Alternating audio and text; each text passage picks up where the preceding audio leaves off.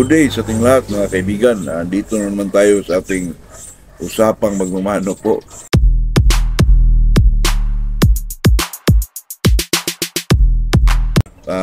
Bago tayo mag-umpisa mga kaibigan, ay shout out muna tayo kay Luis Lucas from Surigao City, Anthony Espinila, Romblon, Jose Arnel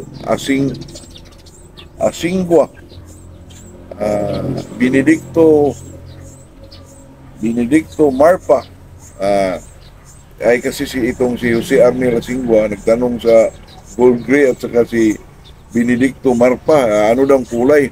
Ito yung kulay ng Gold Gray mga kaibigan. Medyo hindi pa masyado yung kulay kasi medyo bata pa. Pero ganito na yon.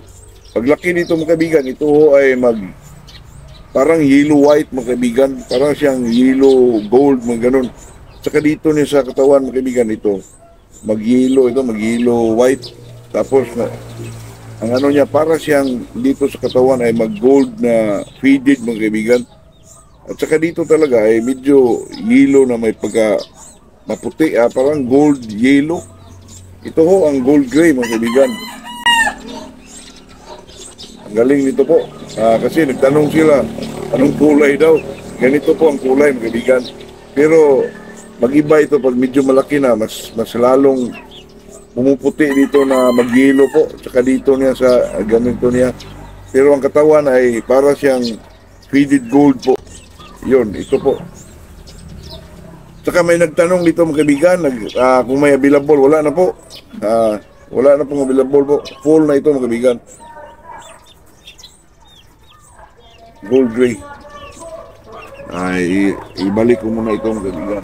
Itong content natin ngayon mga kaibigan ay hindi ko na sana ito i-content po kasi pabalik-balik na, pero kasi alam ko naman yung mga newbie mga kaibigan, yung mga baguhan po ay pati nga ako dati mga kaibigan ay talagang malilito tayo po.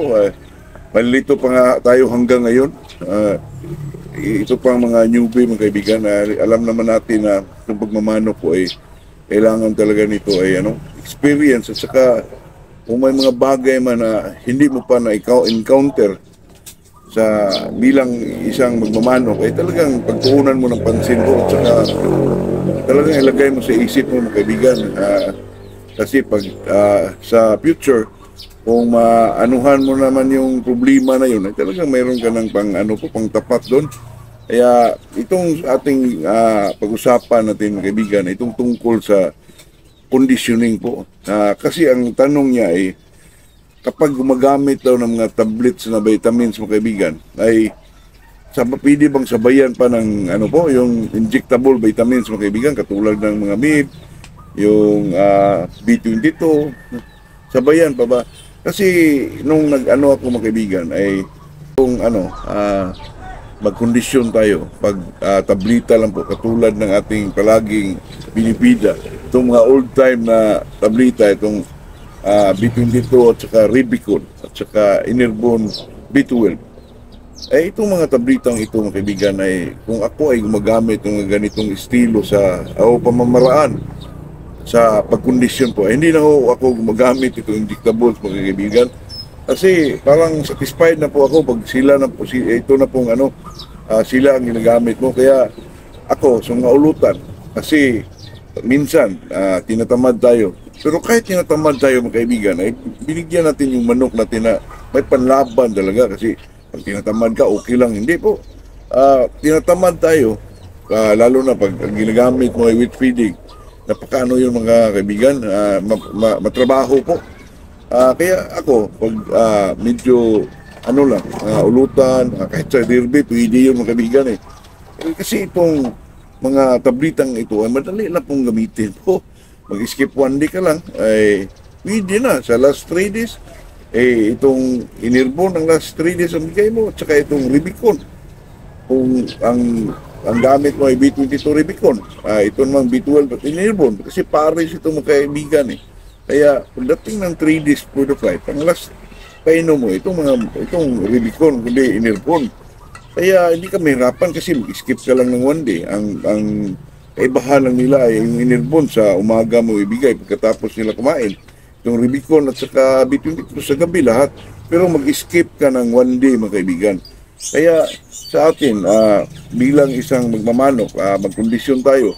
Pag sa akin mga kaibigan, pag hinaluan ko pa ng injectables yung mga kaibigan, ako parang ano na, kasi nakasanayan ko na kasi itong hindi na gumagamit ng injectable po pag